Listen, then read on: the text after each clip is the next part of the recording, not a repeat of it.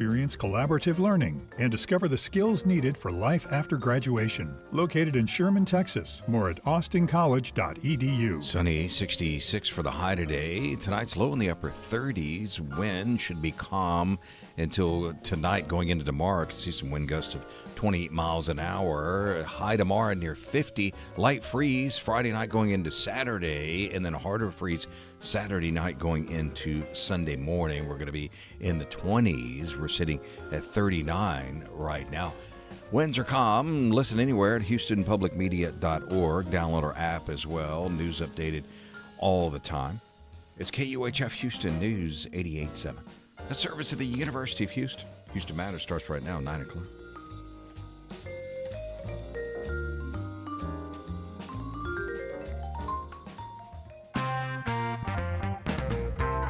Governor Abbott's ordered a freeze on state agencies and public universities seeking new H-1B visas for the next 16 months. That could have an impact on, among other things, Houston's healthcare system. I'm Craig Cohen. Today on Houston Matters, what health economist Ken Janda from UH has to say. Houston Matters with Craig Cohen is a production of Houston Public Media with support from Baylor College of Medicine. Also this hour, an update on preparations towards a possible launch next week of Artemis II, the mission that will send Americans around the moon for the first time in decades. Then more earthbound concerns. We discuss oysters and oyster farming and what they mean for the Gulf Coast. It's the subject of a symposium in town this week. Plus, reimagining Shakespeare through interpretive dance and puppets. We'll start with a news update from NPR and News 88.7. Stay with us. Live from NPR News in Washington, I'm Corva Coleman. President Trump's border czar says the number of federal immigration agents can be reduced in Minnesota, but Tom Homan says that can only happen if Minnesota officials cooperate. Homan told reporters this morning he is there to carry out Trump's border policies. People in Minnesota are reacting in different ways as immigration operations continue. One cafe in Minneapolis has announced it will no longer charge patrons. From Minnesota Public Radio, Alex V. Cipolle has more.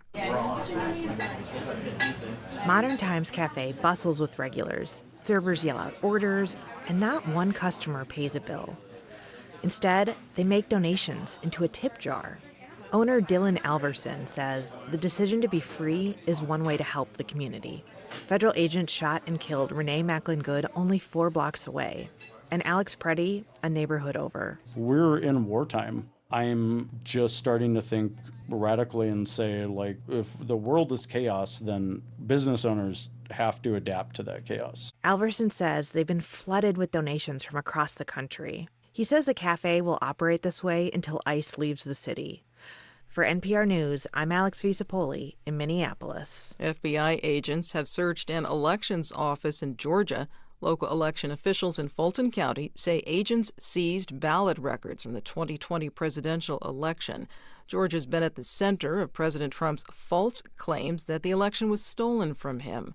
The chair of the Fulton County Board of Commissioners, Rob Pitts, says the items that were taken yesterday include ballot signature envelopes. So we can no longer, and I can no longer, as chair of this board, satisfy not only the citizens of Atlanta, but the citizens of the world that those ballots are still secure.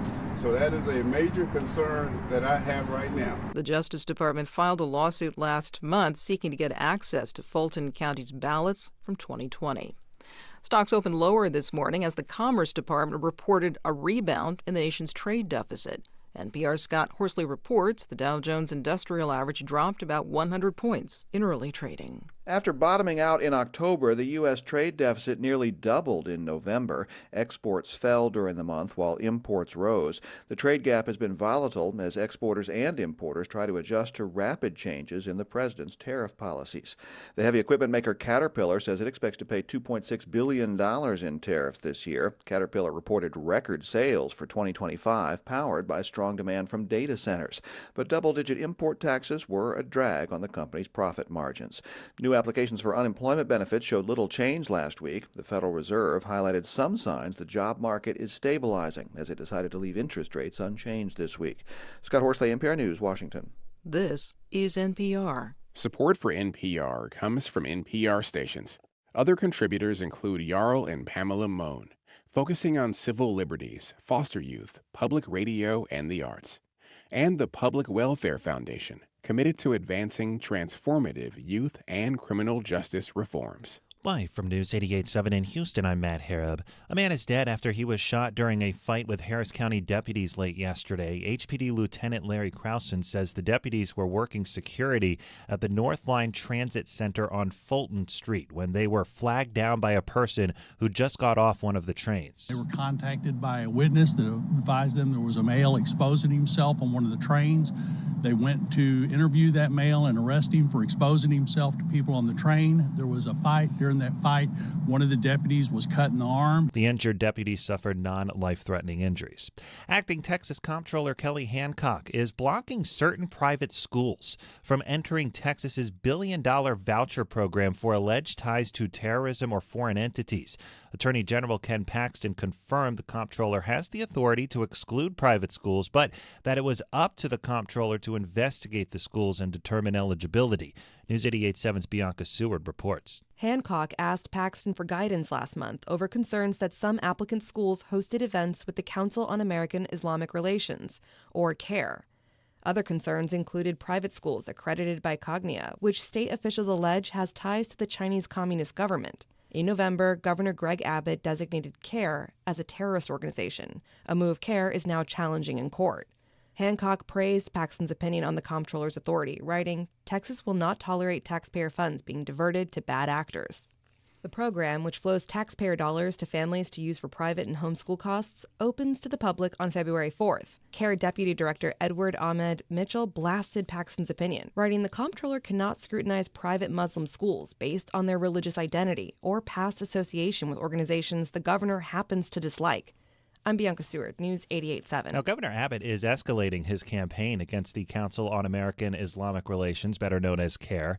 Last week, he asked Attorney General Ken Paxton to investigate 2 school districts, including Cy-Fair ISD, for hosting Islamic Games. That's a youth athletic competition which Abbott alleges has ties to CARE. Now he's demanding Paxton move to eliminate all of CARE's operations in Texas. And as Bianca just told you, CARE has sued the governor over the terrorist designation. In sports, the Rockets beat the Spurs last night, 111-99. They have back-to-back games. Tonight they play Atlanta, currently seated in 4th place in the Western Conference, Houston is. I'm Matt Harab, News 88.7. This is Houston Matters. I'm Craig Cohen. Thanks for joining us here on News 88.7 and Houston Public Media's YouTube channel. Coming up this hour, the latest on the upcoming Artemis II mission, the future of oysters along the Gulf Coast, and reimagining Shakespeare through interpretive dance and puppets. But first, Texas Governor Greg Abbott has ordered all of the state's public universities and all state agencies to freeze new H-1B visa petitions through May 2027. It's a move that could significantly impact health care in Texas, and specifically Houston's renowned Texas Medical Center.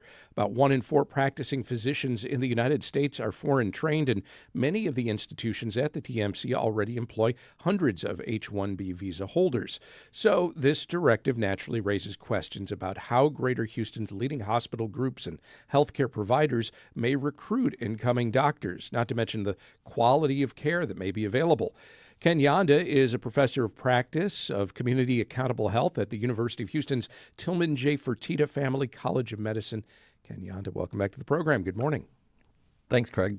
Happy to be here. How critical are H-1B visa holders to our healthcare system here in Greater Houston? Well, I think most people know that we have a real shortage of healthcare providers in Texas, not just in the Texas Medical Center, but in rural areas as well. And so there's been lots of effort to increase the supply of both direct care physicians as well as researchers. So there's a lot of H-1B visa holders that are doing research in the Texas Medical Center as well. So it's a real issue. It's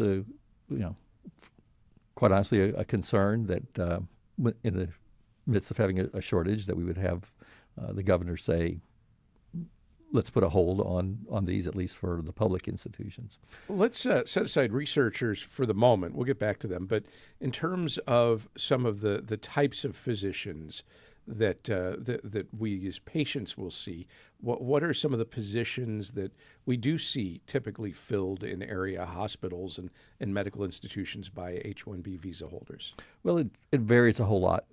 First, and most importantly to us at the medical school here at U of H, is primary care physicians. There's a real shortage of primary care physicians, especially those that are willing to treat low-income populations in the Medicaid program. And so that's an area where there's quite a bit of foreign medical graduates that come in on visas.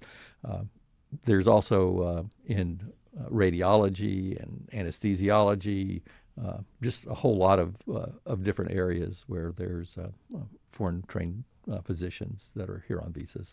Now, there are some healthcare institutions that aren't directly tied to public universities, but there are plenty here who are. How much of Houston's healthcare infrastructure would you say may be directly impacted by this? Well, so the one that's probably the biggest impact here in Houston is MD Anderson, which is a state of Texas institution, and so they have quite a number of H-1B visa holders there right now. I don't know, the exact number and how many are in process, but that's certainly one area in cancer care treatment. There's also many of the physicians that operate in the Memorial Hermann system are actually employed by the UT Health Science Center here in Houston, and so the UT Health Science Center is also clearly impacted that, so that will impact some of the care at within the Memorial Hermann system as well. Those are probably the two with the biggest impact. And I guess we should also underscore that we aren't necessarily talking about existing physicians currently at these institutions who are here on H-1B visas.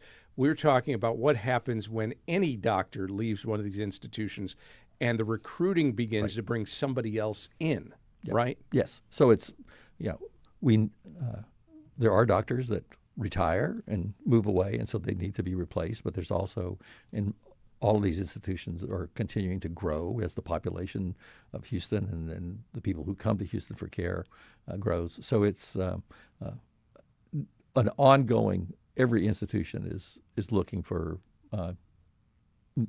new scientists and physicians right now, and they will continue to do that. So it is correct that the governor's order does not impact the people that are currently here. It's new hires and specifically the pool of applicants, the possible doctors that we might be able to bring in.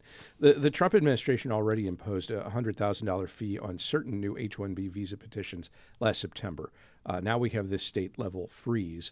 For hospitals that operate at times on pretty thin margins, what does this double burden mean for their ability to recruit physicians and other medical professionals? Well, first, it just slows down the process. There's additional hassles of reporting that's going to be required, and going through the Texas Workforce Commission is part of the governor's order. So it just slows down the process, which already is a slow process for state institutions to hire people. But it also just reduces the applicant pool, right? And so reducing the applicant pool means that you may not have the best candidates, and certainly there are candidates, but I just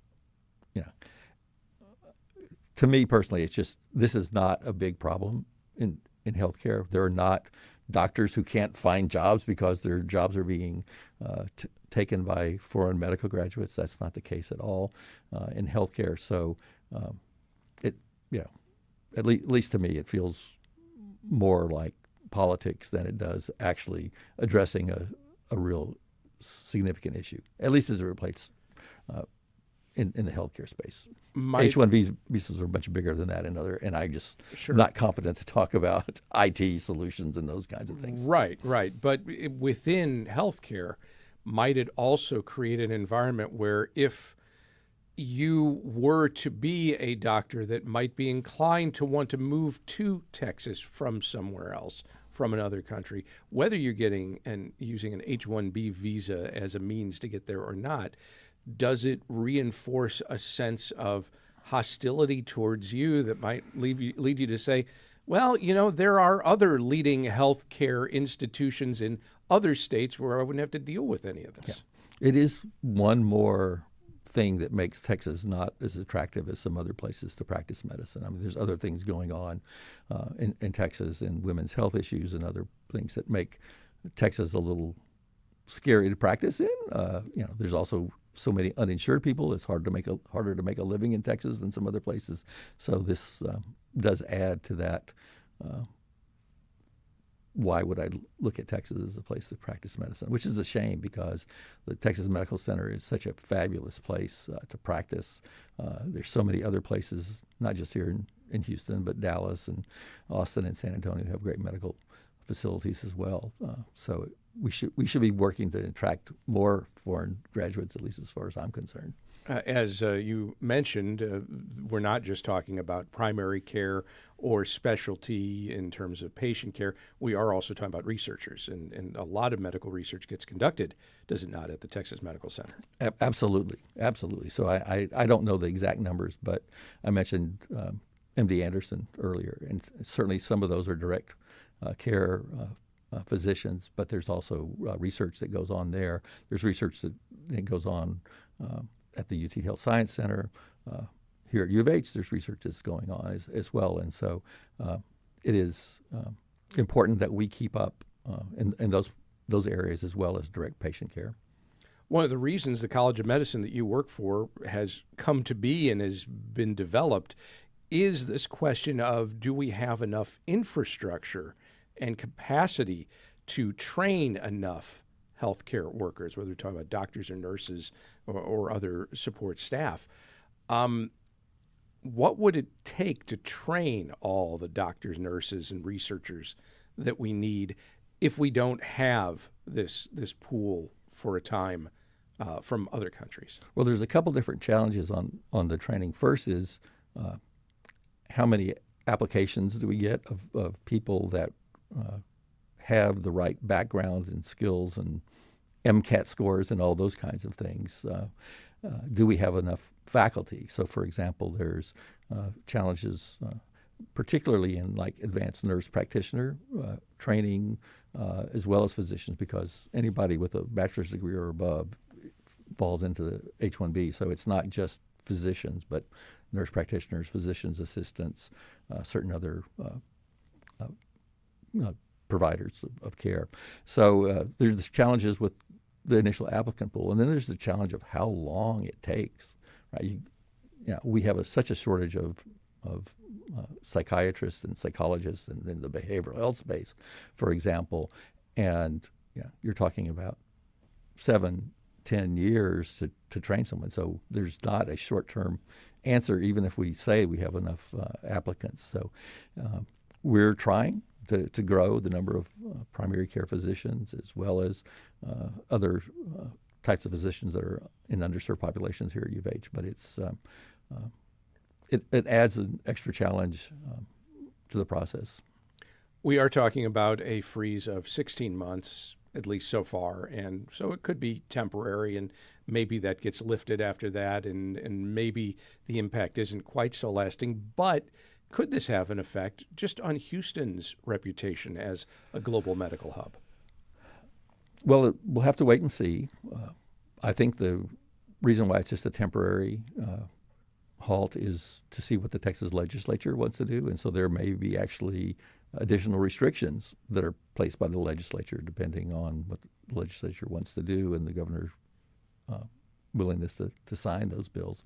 So, my optimistic side of me says that last session we did pass a bill that made it easier for foreign trained physicians to come to the state, and that was led by a physician legislator. So certainly there's not an organized opposition to having foreign trained physicians come to Texas in the legislature or in the medical community at all. So hopefully we'll get past this and come up with a reasonable approach to making sure that we have the right quality that we need. And it's legitimate to ask about the quality of the training that someone who's gotten that training in a foreign country.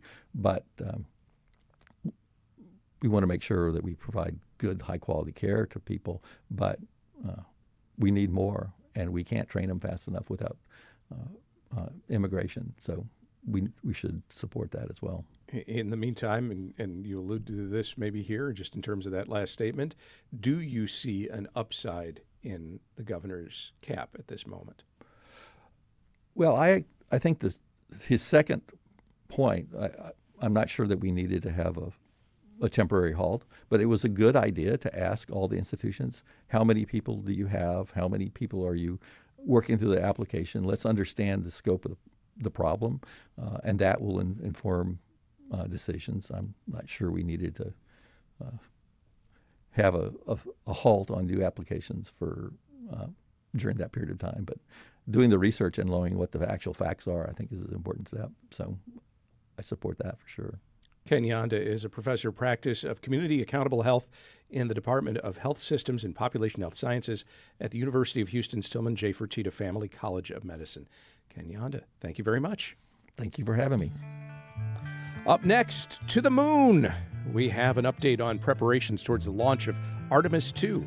Stay with us as Houston Matters continues on News 88.7 and YouTube.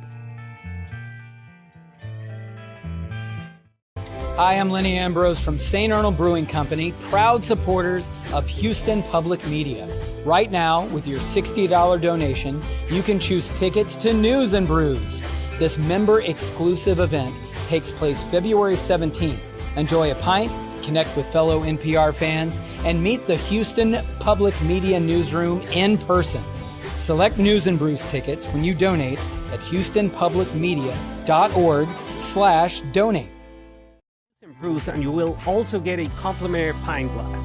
Get your ticket today at houstonpublicmedia.org/donate. See you there.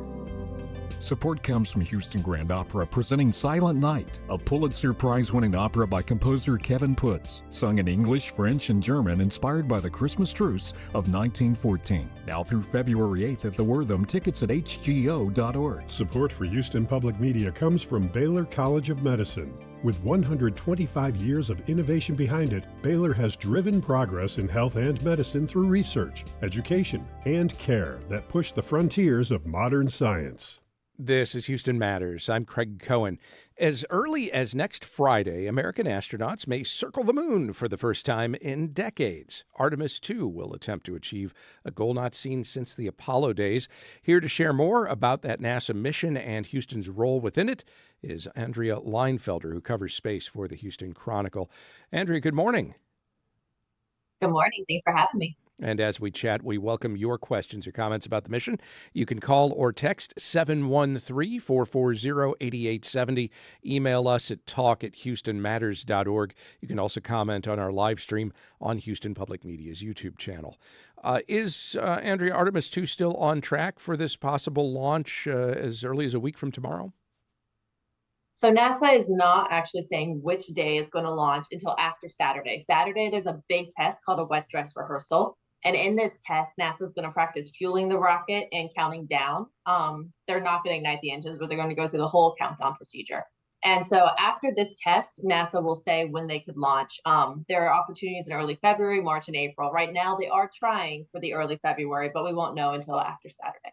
But in the meantime, the rocket, the spacecraft, everything's on the launch pad and ready for that test for Saturday?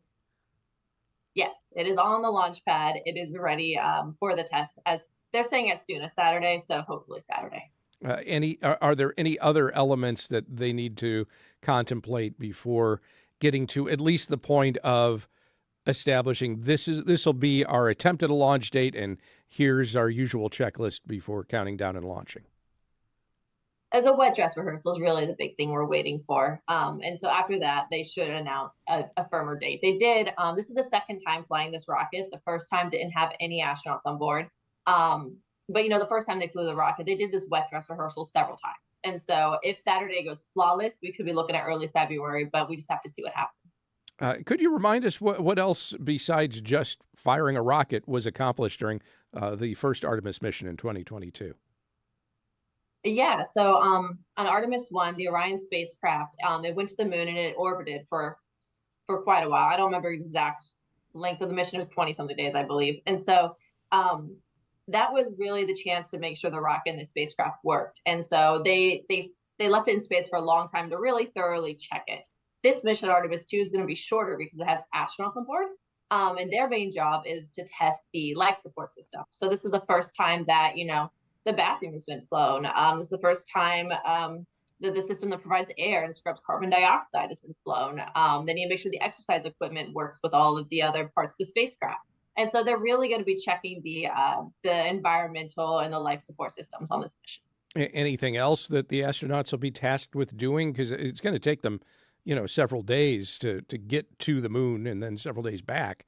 I imagine, at a certain point, you've tested the bathroom, you've tested various equipment on board, and then what else is there to do?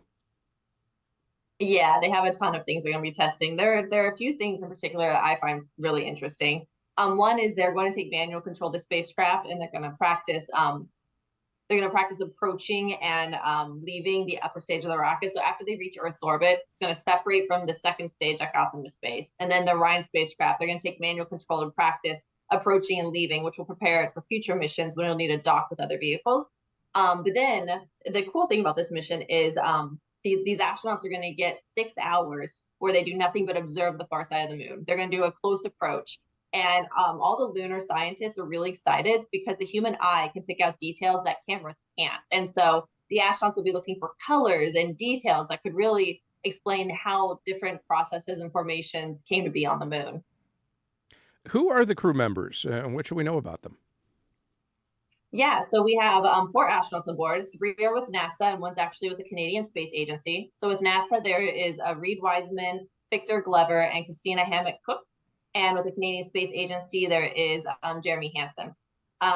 There's some firsts here. Obviously, this is the first time a Canadian will be going in the vicinity of the moon. Victor Glover will also be the first Black man to go around the moon. And Christina Cook, she's going to be the first woman. So we've got a lot of firsts in this very inclusive crew that's going to be circling the moon. They're currently in quarantine here in Houston at Johnson Space Center. Why is it important to quarantine astronauts before a mission like this? Yeah, so they spend about 2 weeks in quarantine just to make sure they don't get any bugs or any illnesses that could delay the mission or could pop up in space. I mean, we've all seen the Apollo 13 movie where he's sick in space, right? That sounds awful, especially since they're all sharing a tiny capsule and there's not much you can do when you're headed to the moon, you're going to the moon. So this is really important, A, to make sure there's no illnesses come that could delay like a last minute launch, and then B, just make sure they don't get anything while they're in space.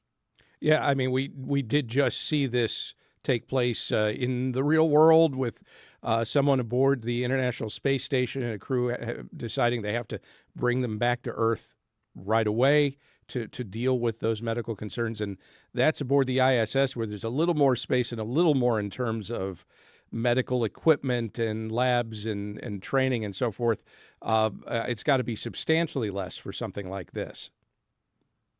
Yeah, well, on the space station, they can actually be home within hours if it's a true emergency. So this was like a stable emergency. So they took several days to like kind of wrap up and bring them home. When you go to the moon, it's called the translunar injection, which is like the big engine burn that sends them to the moon. Once that happens, there's a few chances to like abort, but for the most part, you're going to the moon, and then you're committed, right? So they're gonna do this figure 8 trajectory around the moon, where basically once they burn that engine, the gravity from the Earth and the moon will bring them back home no matter what. But I mean, you are on the way to the moon, so yeah, if you're sick, you're kind of stuck in that trajectory for a little bit. This is Houston Matters. I'm Craig Cohen. We're previewing NASA's Artemis II mission, which could launch as early as next Friday and see American astronauts circle the moon for the first time in decades. My guest is Andrea Leinfelder, who covers space for the Houston Chronicle. We welcome your questions and comments at talk@houstonmatters.org or 713-440-8870. This mission isn't just about getting astronauts to the moon and back. It's also not just about testing the equipment that's on board. It's about testing the rockets and the spacecraft itself that gets them there beyond what we saw during Artemis I. What more can you tell us about the SLS, the Space Launch System rocket, and the Orion spacecraft that they'll be in? Yeah, so the Space Launch System rocket has launched once before, and the Orion spacecraft, together they've launched once. And basically, this rocket, at liftoff, it'll do 8.8 million pounds of thrust. And it's a big rocket. It's got those solid rocket boosters, so it kind of harkens back to the shuttle days when you've got that crackle as it goes up. But then you've got the Orion spacecraft, which is, it's tiny. A lot of spacecraft are tiny, but most of the time they're going to the space station where you've got a lot more space to kind of separate. This spacecraft is going to be very compact, 315 cubic feet. And so basically they all, the astronauts think about it as camping, except you can never leave your tent. So they're going to do everything in this area together.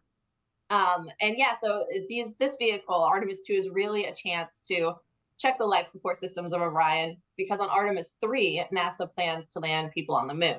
And so NASA does these very incremental steps. You know, Artemis 1, no crew on board, first time launching. Artemis 2, crew on board, but not landing. And then Artemis 3 will be the actual landing mission. And all of this is to buy down risks so that, you know, when you take that next big step, returning to the surface of the moon, they've checked off that a lot of these other systems are working as they should be. How does this compare to the rate of increase of things to accomplish that we saw during the Apollo missions? It seems like we're returning to the surface of the moon awfully fast. Yes and no. It feels fast now because I think politicians are really talking about it a lot louder than they have been. You know, this rocket has been in development now for more than a decade. Its destination has pivoted with different policies. So it hasn't always been like, it was a moon rocket and then it didn't really have a destination. Then it was a moon rocket again. But yeah, there is definitely a push to go back to the moon now. NASA, with the Artemis program, it wants to create a sustainable lunar presence. It doesn't want to do what Apollo did again. It doesn't want to plant a flag and make like footprints on the moon and then not go back for 50 years. Instead, it wants to create a foundation where people learn to live and work on another celestial body and, you know, get the technologies ready, get the know-how, so then humans can go on to Mars. But right now, I feel like legislators are talking about going back to the moon a lot more because China is also trying to get to the moon. And there's a lot of reasons America wants to get there first. You know, part of it's the prestige, right? Like, okay, we've been working on this for a while. Let's make sure China doesn't come and slip in and steal our thunder. But a big part of it is that whoever gets to the moon first is going to set the rules and norms for how to live and work on the moon. And there are certain regions of the moon that are very desirable. The South Pole, it has frozen water. And this water can be used to make propellant. And so a lot of agencies are interested in being in the South Pole because if you can make propellant on the moon, you have to carry less to the moon. And it means you can free up space for cargo and whatnot. And so there's concern that if China gets there, they create this keep out zone and they don't let other people come. And so that's a big point for why a lot of politicians are now like, we need to beat China to the moon. It's been a spell since we had missions that weren't, for lack of a better word, routine. Think of going to the International Space Station and back. Even during the shuttle missions, they largely became about that. Even as we talk about space tourism and privatizing space, it's mostly to low Earth orbit and right back down. There's a certain routine to all of that. Maybe it's worth underscoring space travel is hard and anything but routine. How much are preparations about figuring out those things on the fly that were not expected? Yeah. Whenever NASA talks, they very much avoid the word routine because, like you said, lack of better word, but when routine makes you think complacent, and they want to make sure that they don't become complacent, right? They had 2 shuttle disasters that weigh really heavily on the agency and on America. I mean, 14 people died. And so they try hard not to be routine because space is hard. But yeah, so as they're going to the moon, they know, though, that not everything is going to go right. And so a lot of their training is on how to manage the different risks, how to respond to these different problems that arise. And then that just goes back into what they learn from this mission and take to Artemis III so that they can, you know, make changes and tweaks and adjustments before returning humans to the moon. They learned a lot in Artemis I. For instance, they learned the heat shield didn't act as they wanted it to. And so they turned that and they built that before, like they fixed it before launching Artemis II. And they'll continue to do the same moving forward. Listener on our YouTube channel would like to know if there's going to be any extravehicular activity during this mission. Will any of these astronauts step outside of their craft? No, unfortunately, they will spend 10 days in this tent. There will be no EVAs on this mission. You reported last week on the new budget for NASA. What should we know about that? Yeah. So NASA has a pretty good budget. So Congress went ahead and gave them $24.4 billion. And while that is 2% lower than the previous budget, it's actually, when you combine it with money from the One Big Beautiful Bill, because that gave NASA $10 billion over the next 6 years.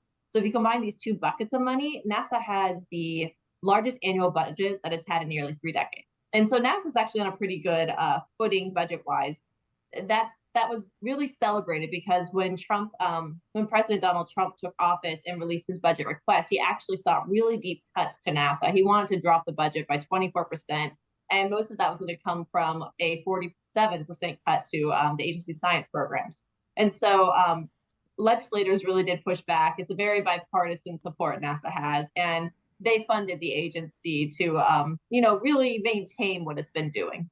What does that mean specifically for us here in Space City and for Johnson Space Center in Clear Lake? Yeah, so a lot of this administration's priorities is around human spaceflight. It's about getting humans to the moon, taking humans onto Mars eventually. And so that is always good news, the Johnson Space Center, because this is the home for human spaceflights where astronauts train, is home to mission control. So the budget really does have a lot of funding for these human spaceflight initiatives.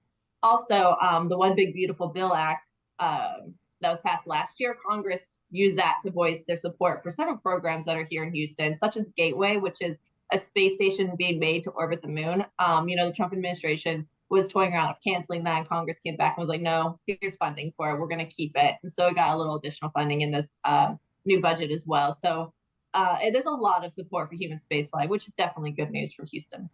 You noted the fact that lawmakers are talking more about the Artemis missions now. A lot of us are paying a little bit more attention suddenly.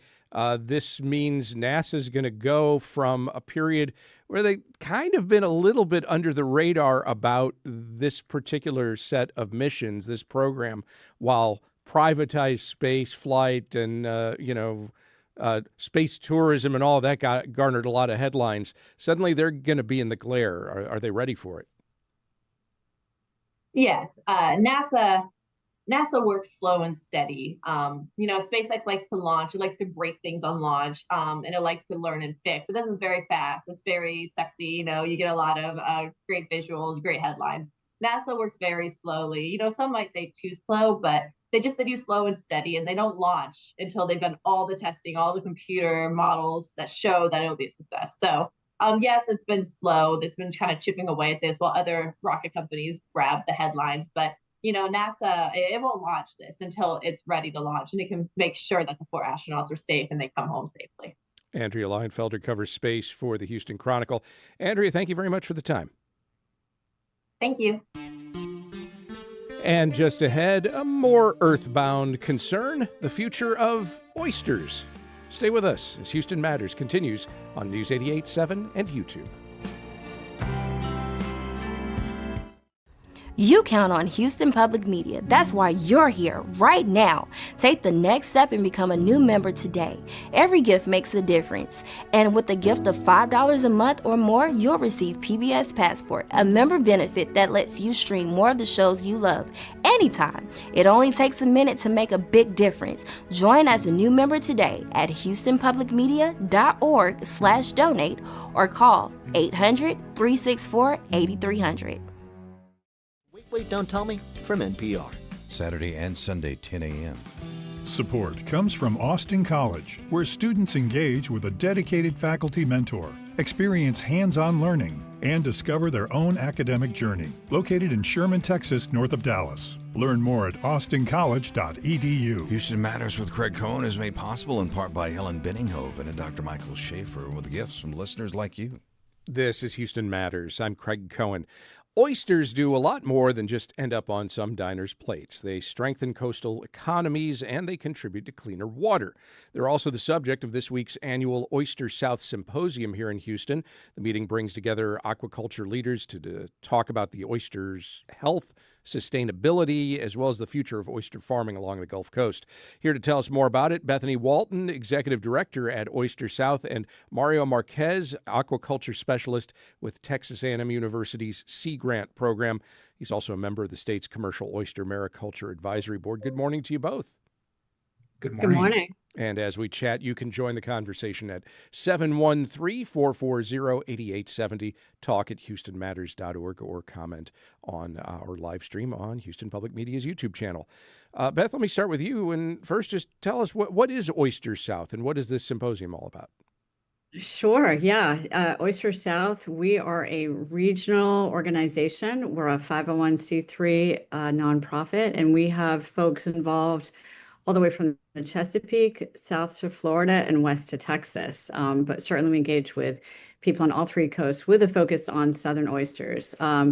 We engage with farmers, scientists, chefs, anybody who interacts with oysters in any way, artists. And so we provide an all-inclusive support system for people to have this community and really champion of course, the food value, but also the economic, environmental, and positive cultural benefits that Southern sustainable oyster farming and its community brings to the area. How does research that you share at a meeting like this each year help farmers to grow healthier, more resilient oysters? That's a great question. I mean, working with people like Mario at Texas Sea Grant, and in fact, with every state and their marine extension and Sea Grant people, we always like to ask the industry or have the industry come to us and say, listen, these are the problems we have, and these are the things that we really need help with. And that's where we interface with Sea Grant programs and help put together other scientists and their graduate students to help solve real world problems through applied research and to help keep people in business and provide economic opportunities. Mario, what makes Southern and Gulf Coast oysters unique compared to oysters grown elsewhere? See, the interesting thing about the Southern oysters, especially in the Gulf of Mexico, is, I mean, it's warm waters. It's pretty consistent warm waters to the northeast and the northwest. So the thing is that people joke around that they're on a diet of margaritas and Jimmy Buffett. So the interesting part about that is that you can actually get an oyster to harvest from 2 to 4 millimeters all the way to 3 inches in a matter of months, from 7 to 9 months, versus in the Northeast and the Northwest, it takes them about 3 years. So that's a little special thing about what makes Texas oysters or Gulf oysters special. Beth, how do healthy oyster farms translate into economic benefits for Gulf Coast communities? Yeah, I mean, having a robust, look, everybody wants a great robust resource, jobs, economic opportunity, and good water quality. And oyster farming provides all of those things. So, really having a way for people who traditionally might make a living, for instance, who are fishermen or looking to do something different, trying to keep people in business and on the water, keeping families together while providing opportunities to keep working waterfronts, doing just that, working. So it's sort of, just another iteration of providing those ways for people to continue to work together and stay together as a community. Mario, how do oysters improve water quality? This is something I think a lot of folks maybe don't understand. Yeah, so one of the interesting things about oysters is that, they're in the bay and they're on a reef or they're on a farm, but, a healthy adult oyster can filter about 50 gallons of water a day. And one of the things that they're really consuming is algae, so like, for example, a farm or a reef that has about 200,000 oysters, which sounds like a lot, but it's really not that much compared to the other size of a natural reef or a farm. That can filter about 15 Olympic-sized swimming pools per day. So it can actually really improve the water quality. It can really take away some of the turbidity, to where you can start establishing more seagrass, and essentially it becomes a nesting ground for other fish species and just other marine life. So it really does an amazing job. It's sometimes overlooked. It sounds like there are some real environmental benefits to a healthy oyster population.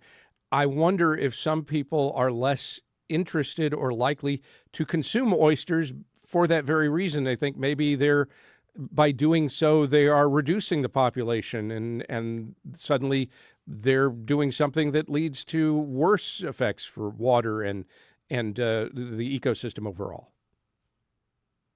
What do you think of that? Yeah.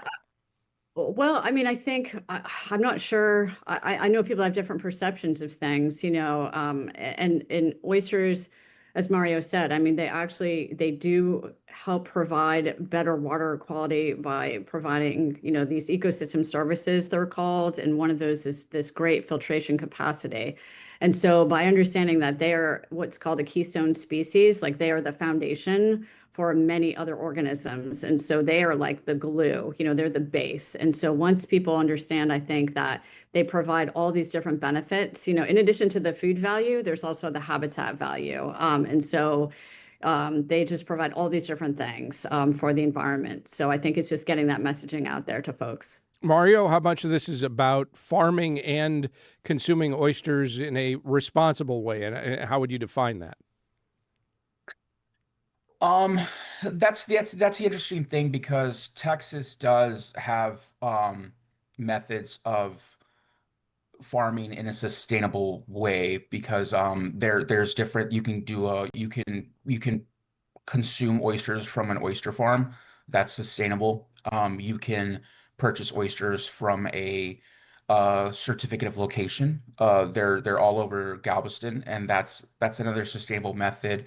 But Texas Parks and Wildlife and the Department of Health does a very good job of opening up areas for wild harvesters to go out into the reefs and and take oysters that's not going to be detrimental to the reef. So the thing is that Parks and Wildlife does their job in managing that to where we do not destroy our wild reefs completely, to where we're not going to have oysters in the future.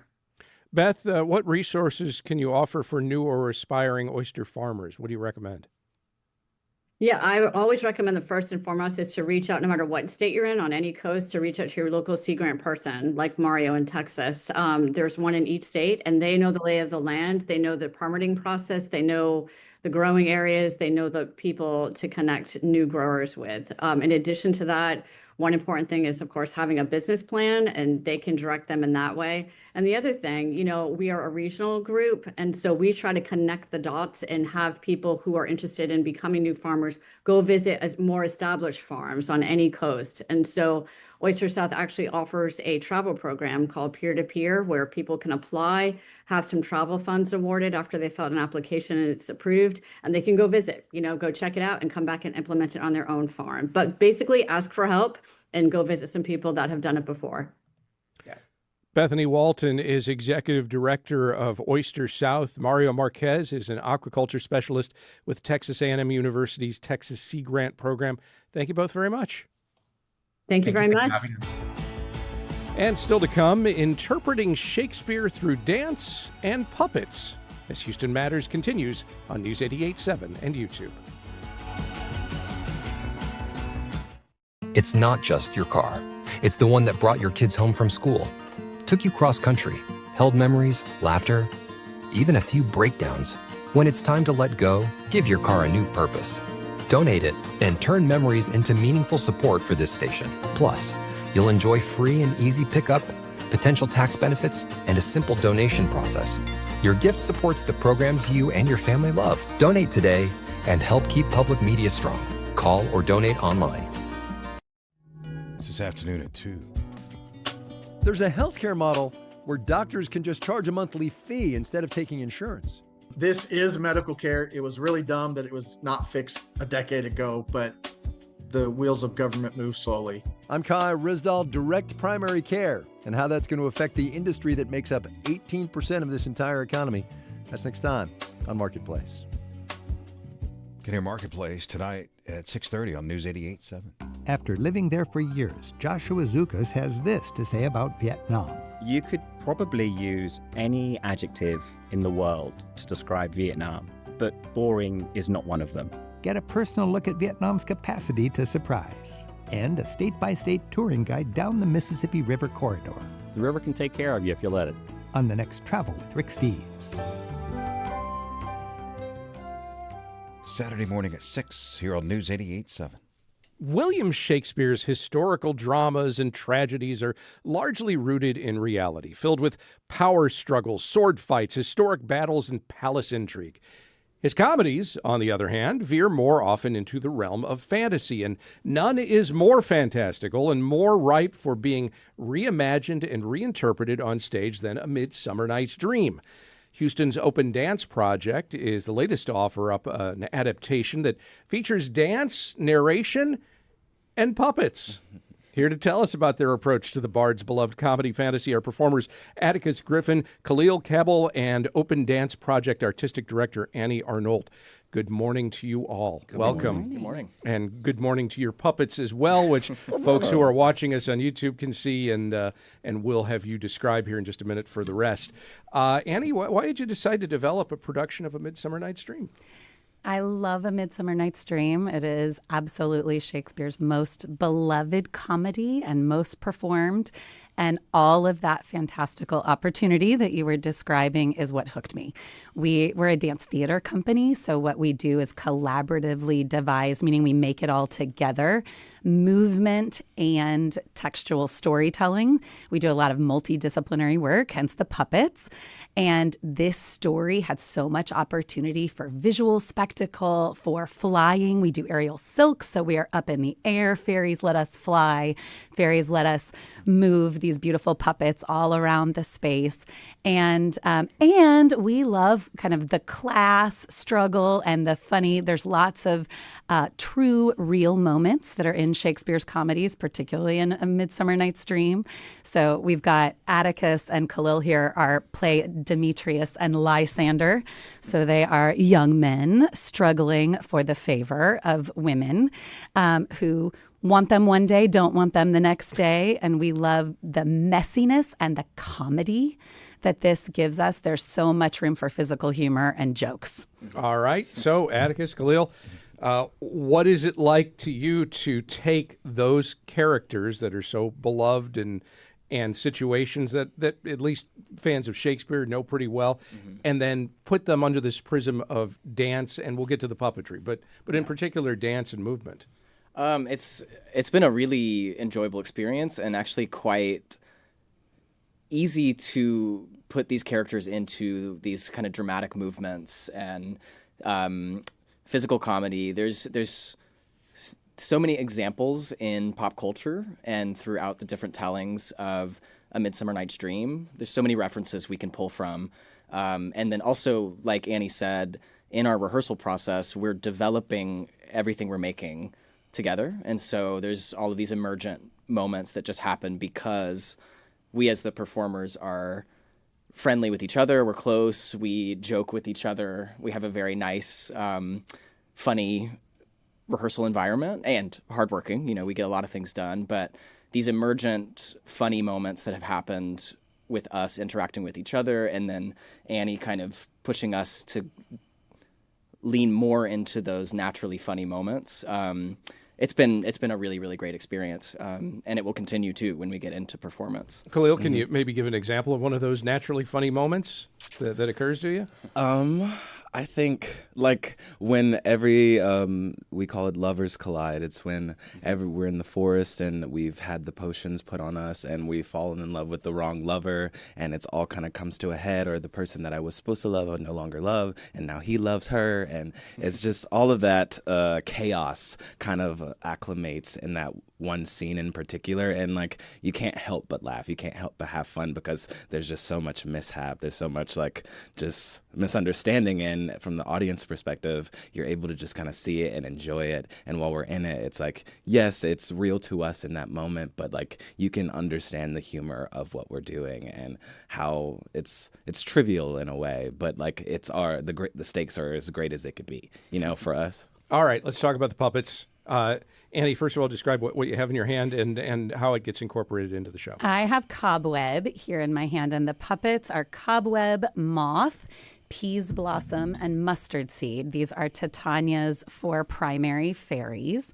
And we have collaborated with Afsana Ayani. Afi is a beautiful mask and puppetry maker here in town, and Sasha Blancha to create these masterpieces. But there is a small purple spider right in the middle of Cobweb, and then she's got lots of little baby flies that are all around, blue and sparkly. There's pearls and rhinestones and gorgeous colors that actually appear all throughout the set. So these all reappear in the aerial silks and things like that. Atticus, tell us about the two in your hand. So I'm holding Moth and Peas Blossom. So Moth is shades of brown and red and orange with some brown and red and orange feathers, 2 big black shiny eyes on the top with a orange trailing fabric underneath. And then the Peas Blossom is lots of shades of pink and purple and reds with a very gorgeous, it looks kind of like a lotus flower in the middle. And yeah, to show, I don't know where the cameras are or to describe too, there's a... Got them kind of overhead. So okay, yeah, kind of around. Yeah, we hold them with a kind of a horizontal bar in the back, so it gives us a lot of, mobility to move them around the space. Kahlil? Yes, this is mustard seed, and it looks kind of like a seed, but a bit more elegant. There's some yellow florals, some green florals all around, some beautiful green trim, jewels, and the little flowers sticking up at the top. And again, similar handle in the back in order to maneuver it around. There's some pearls dripping from the side, all very pretty. What makes the experience of dancing around with these puppets, performing them, different from the dance that you're doing in the rest of the show? I think that these mostly appear in our fairy world specifically. And so it feels like you are inside of nature, right? You are inside and next to and moving with a cobweb and a spider and a peas blossom and a moth. So it definitely influences our own movement. We become more magical, more fluid, more gliding. And it really, I think, gives us sort of a feeling of immersive. We are immersed in that forest and in the magic, for sure. What's your favorite thing about this production that you most want Houstonians to see and experience in person? The interactions that we have together as performers on stage. There are very quickly through the performance pretty stark differences in our demeanors as characters because, there's a moment where we get a spell put over us and we change drastically. And I think seeing the physical interactions between all of us. I think they're slapstick humor. Yes, it's very funny. Can we get 1 or 2 lines of dialogue from one of these puppet characters? Puppet characters themselves don't speak. They are movers. They are movers. They are movers all over. All right, how about the characters in character as these? I think you guys give us a little lovers collide. Yeah, so as Demetrius, me and Lysander in a scene are fighting over our love for Helena. Okay. And I say, I love thee more than he can do. If you say it so, withdraw and prove it too. I love it. Just a classic little couplet there. Well played. Open Dance Project's unique take on Shakespeare's A Midsummer Night's Dream is on stage this weekend and next at the Match with opening night in Matchbox 2 Friday at 7. There's a link to more information on today's show post at houstonmatters.org. Annie Arnoult is Artistic Director for Open Dance Project. Atticus Griffin and Kahlil Cabble are collaborators and performers in the production. Thank you all very much. Thank you, Craig. Yeah. And that will do it for today's show. The Houston Matters team includes Michael Haggerty, Joshua Zinn, Brenda Valdivia, Mincho Jacob, and Laura Walker. Jared Carroll's our technical director.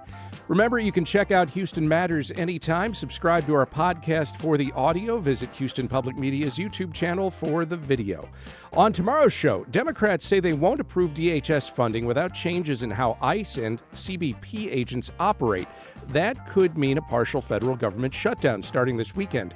We will discuss and welcome your questions for Houston area Congresswoman Lizzie Fletcher. Also, we explore how recent events surrounding immigration policy are influencing young Houstonians and, in particular, their perceptions of law enforcement. We'll talk with the current and past directors of Houston's Teen and Police Service Academy, which aims to bridge the gap between young people and police. Plus, this week's non-expert panel weighs in on intrigues in the news, on the good, the bad, and the ugly. I'm Craig Cohen. Join us tomorrow for those and other Houston Matters.